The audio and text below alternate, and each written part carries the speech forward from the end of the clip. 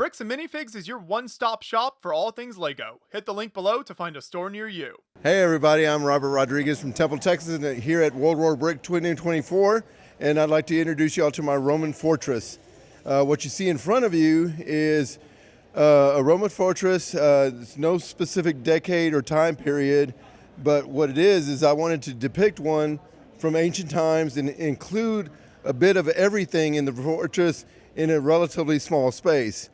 Dimension-wise, it's 5 feet by 5 feet, and it has barracks, it has the granary, workshops, bathhouse, Principia, which is the headquarters, and the Praetorium, which is the Governor General's residence, as I call it.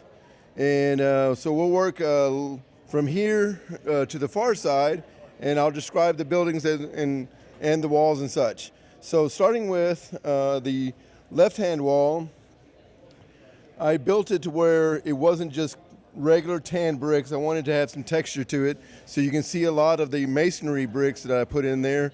And it also has what I would call the left-hand gate, or east gate, or west gate, or however you want to call it. And then on the walls, I have ballista emplacements for the archers to use whenever an invasion occurs, I guess. And what I wanted to do was make it look where the walkways were made of wood, and overall for the fortress, that the fortress has been established for a long period of time. As you can see on the roadways, it's cobblestoned, and the walkways are bricked walkways and such. Starting with the, as far as the buildings goes, we'll look at the residence for the Governor General. I wanted to have a walkway that impresses people when they walk into the walkway or the entranceway. So I have a lion there, along with statues of various warriors and such. All the buildings, including this one, are modular, so the roofs come off. So we'll risk it and take the roof off of this one. Try not to destroy any trees here. Exactly. So up here is the actual residence where the Governor General would sleep. I actually finished this section in 5 weeks, and this was the last building that I made, and this was finished last Wednesday, so whatever the date that was.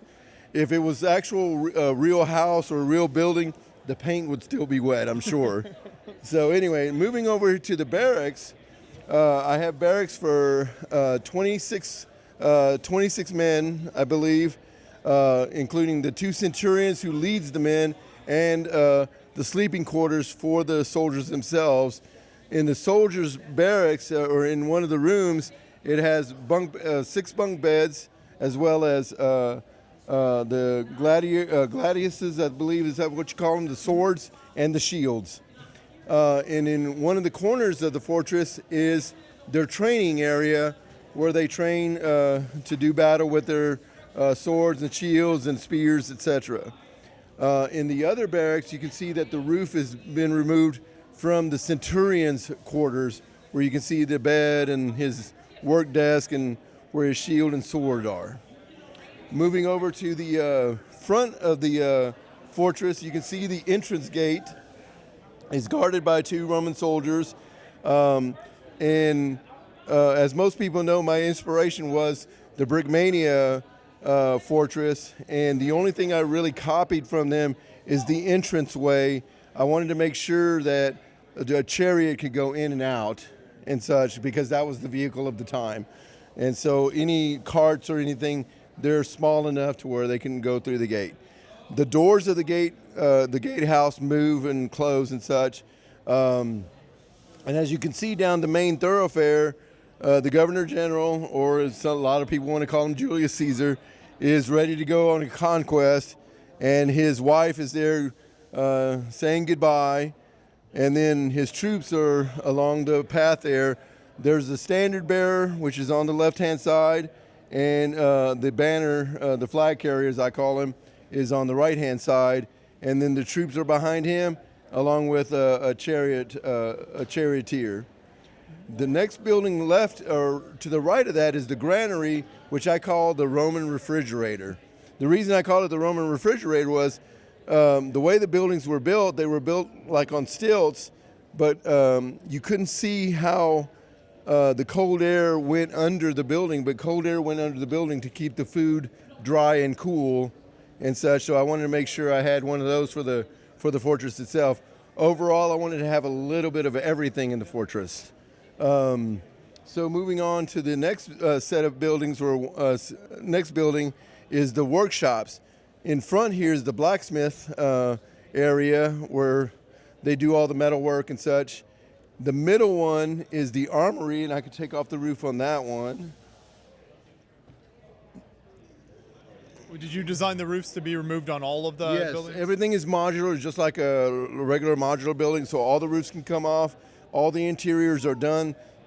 Since the residence and the residence is new, I don't have an interior as far as furniture and stuff like that. The Principia has a little bit of furniture, but I'm still working on more furniture to fill that up, so that way the roofs can be removed, and stuff can be seen. But as you can see, in the middle one is the armory workshop where they repair their equipment like helmets and shields.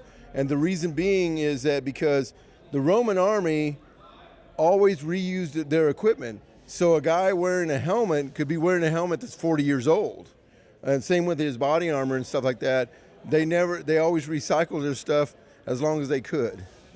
The next one over is the infirmary, and as you can see, I have a little Easter egg by having Hawkeye Pierce and Margaret Houlihan as the doctor and nurse occupying this space and such. The building on the upper right or far right there is the bathhouse, and I'll take off the roof on that one so you can see that. And I kept it simple. A bathhouse usually has 5 or 6 interior compartments with water in them, like a sauna, a pool, a place where they can do their business, like lavatory and stuff. But I just kept it simple and just had a pool in there. And the surrounding walls are all tiled, as you can see. I think I had over 600 wooden plank tiles and such. And so I wanted to go all out with it and embellish the fortress a little bit. The walls didn't have lions' heads on them because that could be used as a stepping stone for invaders. And but the Governor General had style, so that's what I wanted to do. But the one thing that I did want to mention, as far as the base, I call it Legion 173. Legion 173 never existed, but 173 means 173rd Airborne Brigade Vietnam. That was my dad's unit. So what I wanted to do was do something like that.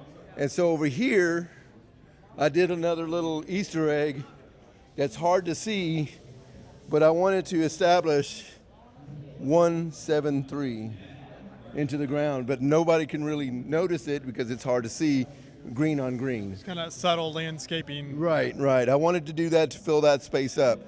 Also, fortresses really didn't have trees, but what I wanted to do was I wanted to imagine this as a long-established fort that's been used for many years and has been well-developed.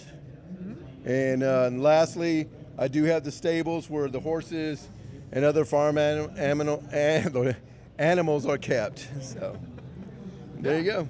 It's a great layout here, and it's great to see you kind of represent all these different elements that would have been present in a Roman fortress. So you mentioned how modular everything is. Do you have any plans to expand on this and add any other buildings or fortress sections? Actually, how it started was I had 11 months of work into the project, but the last 5 weeks is when I expanded it from this wall all the way to the back wall, which included this barracks and the residence, and also this section over here with the workshops and the bathhouse. Those didn't exist 5 weeks ago, but 11 months beforehand I had built everything else.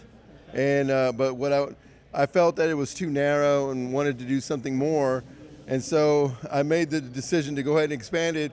And here World War Brick was 6 weeks away, so last week, like Wednesday of last week, is when I finished everything.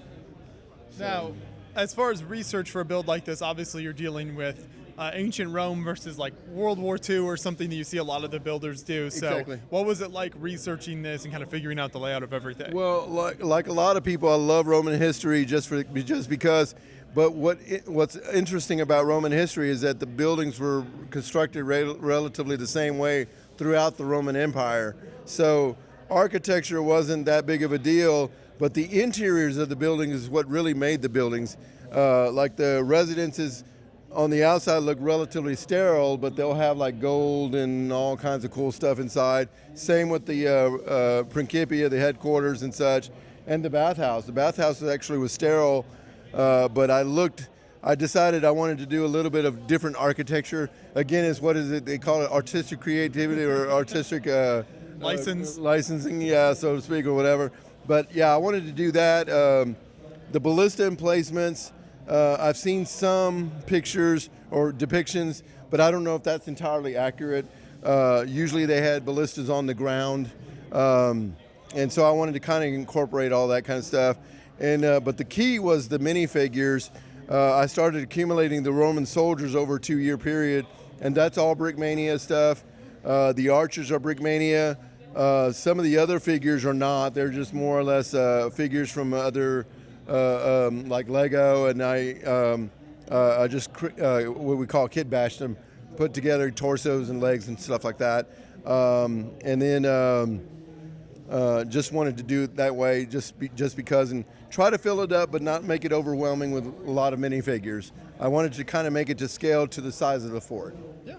Well, this is excellent work here, so thank you for taking us through everything in so much detail and just bringing this whole layout to the show here. Do you have any plans to display this at any other shows throughout the year? I'll be at Brick Rodeo in July, so all of my Texas friends can see it in July. It made its first appearance 6 weeks ago in Fort Worth, and there may be plans to go to Oklahoma City for another brick convention over there. Okay. Keep up the great work. Thank you. All right, thank you. Thanks for coming.